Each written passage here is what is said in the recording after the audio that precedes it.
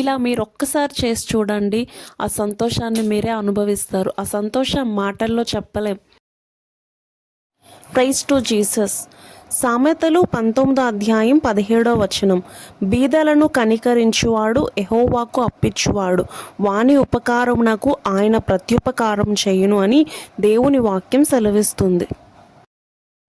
ఒకరోజు మా చర్చ్లో ప్రేయర్ మీటింగ్ అంతా అయిపోయాక భోజనాలు చాలా మిగిలిపోయావి. నైట్ అరౌండ్ 9:30, 10 అయిపోతుంది. సో ఈ భోజనాలు ఏం చేద్దామని ఆలోచిస్తున్నప్పుడు మా ఆయన ఒక ఆలోచన ఇచ్చారు. అనేక మంది పేదవారు ఆహారం లేక బాధపడుతూ ఉంటారు, వాళ్ళకి ఆహారాన్ని ఇస్తే దేవుడు సంతోషిస్తారు అని.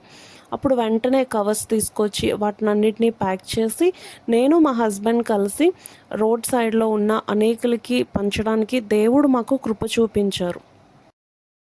మత్తయి సువార్త 25:35 నేను ఆకలిగొంటిని, మీరు నాకు భోజనం పెట్టితిరి, దప్పిగొంటిని, నాకు దాహం ఇచ్చితిరి, పరదేశినై ఉంటిని, నన్ను చేర్చుకొంటిరి, దిగంబరినై ఉంటిని, నాకు బట్టలిచ్చితిరి, రోగినై ఉంటిని, నన్ను చూడవచ్చితిరి, చెరసాల్లో ఉంటిని, నా యొద్దకు వచ్చితిరని చెప్పారు.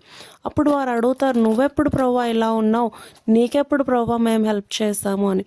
అప్పుడు 40 ఆయన చెప్తారు, మిక్కిలి అల్పులైన ఈ నా సహోదరులలో ఒకనికి మీరు చేసితిరి గనుక నాకు చేసితిరని నిశ్చయముగా మీతో చెప్పుచున్నానని వారితో అన్నారు ఆయన.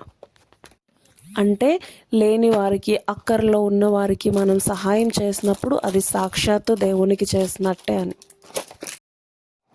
ఇక్కడ ఈ అంకుల్ గారికి మేము ఆహారం ఇచ్చినప్పుడు అక్కడ నా ఫ్రెండ్ కూడా ఉన్నారు, అతను పడుకుని ఉంటారు, చీకట్లో మీకు కనిపించరు, అతనికి కూడా ఆహారం పెట్టండి అని చెప్పినప్పుడు చాలా సంతోషం అనిపించింది. అతని మనసు ఎంత మంచిది కదా అని. దేవుడు అలాంటి వారిని దీవించాలి. అలాగే రోడ్ సైడ్ కనిపిస్తున్న ఈయన ఆహారాన్ని మేము ఇచ్చినప్పుడు, వద్దండి నాకు ఆల్రెడీ వేరే వాళ్ళు ఆహారం ఇచ్చారు అని చెప్పారు. ఎంత హానెస్ట్గా యథార్థంగా ఉన్నారు కదా అని అనిపించింది. కొంతమంది ఆహారం లేక పడుకుని ఉన్నారు, కొంతమందికి దేవుని కృపను బట్టి ఆ రోజు కొంతమంది వేరే వాళ్ళ ఆహారాన్ని ఇచ్చారు. మొత్తానికి వీళ్ళందరికీ ఆహారం ఆ రోజు ఇవ్వటానికి దేవుడు మమ్మల్ని ఉపయోగించుకున్నారు ఒక రోల్గా.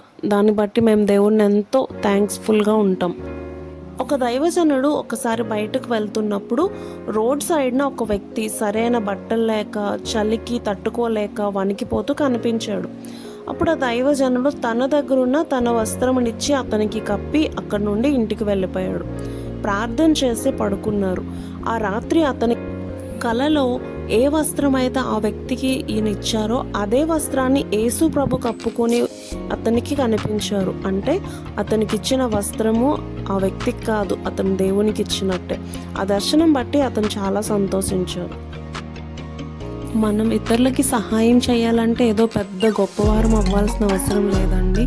మనకున్న దాంట్లో మన వల్ల అయినంత మట్టుకు సహాయం చేస్తే, మనం దేవునికి చేస్తున్నామన్న ఉద్దేశంతో చేస్తే దేవుడు తప్పకుండా మనల్ని దీవిస్తారు. మీరు కూడా మీ బర్త్డేస్ కానీ, మీ సెలబ్రేషన్స్ టైంలో, మన స్పెషల్ డేస్లో కానీ, నార్మల్గా మన ఇంట్లో ఆహారం మిగిలిపోయినప్పుడు కానీ, ఇలా బీదవారికి సహాయం చేసినప్పుడు అది సాక్షాత్తు దేవునికి చేసినట్టే. నిజంగా దేవుడు మన జీవితాలను ఎంతో ఆశీర్వదించాడు, ఎంతో సమృద్ధిని ఏమీ తక్కువ లేకుండా ఆయన చూసుకుంటున్నాడు. మరి ఇంత చేసిన ఆయనకి మనం కూడా కృతజ్ఞులమై ఉండాలి కదా. ఆయనకి మనం తిరిగి ఏమివ్వగలం? ఇలా దేవుని వాక్యం సెలవిస్తున్నట్టు, దయాదృష్టి గలవాడు తన ఆహారంలో కొంత దరిద్రునికిచ్చును, అట్టివాడు దీవెన నొందును. బీదలను కటాక్షించువాడు ధన్యుడు, ఆపత్కాలమందు యెహోవా వాణ్ణి తప్పించునని దేవుని వాక్యం చెప్తుంది. అంటే యాక్చువల్గా ఈ వీడియో తీస్తున్నప్పుడు నా హస్బెండ్ కూడా తెలియదండి, అందుకే వీడియో క్లారిటీ లేదు, తనకి ఇలా ఇష్టం ఉండదు కూడా. అయితే దేవుని మహిమార్థమే ఈ ప్రయత్నం, దేవుని మహిమార్థం మాత్రమే షేర్ చేస్తున్నాము. నిజానికి మనం చేసే కార్యం దేవుడు చూస్తే చాలు, దేవుడి నుండే మనం దీవెనలు పొందుకుంటాం. మీలో అనేకులు కూడా ఈ విధంగా సహాయం చేస్తూ ఉంటారు. మిమ్మల్ని అందరినీ దేవుడు దీవించాలి. ఇంకా కొంతమందికి ఇన్స్పైర్గా, మోటివేట్గా ఉంటుందని మాత్రమే షేర్ చేస్తున్నాను. ఒక్కసారి మీరు కూడా సహాయం చేసి చూడండి, ఆ సంతోషాన్ని మీరే అనుభవిస్తారు.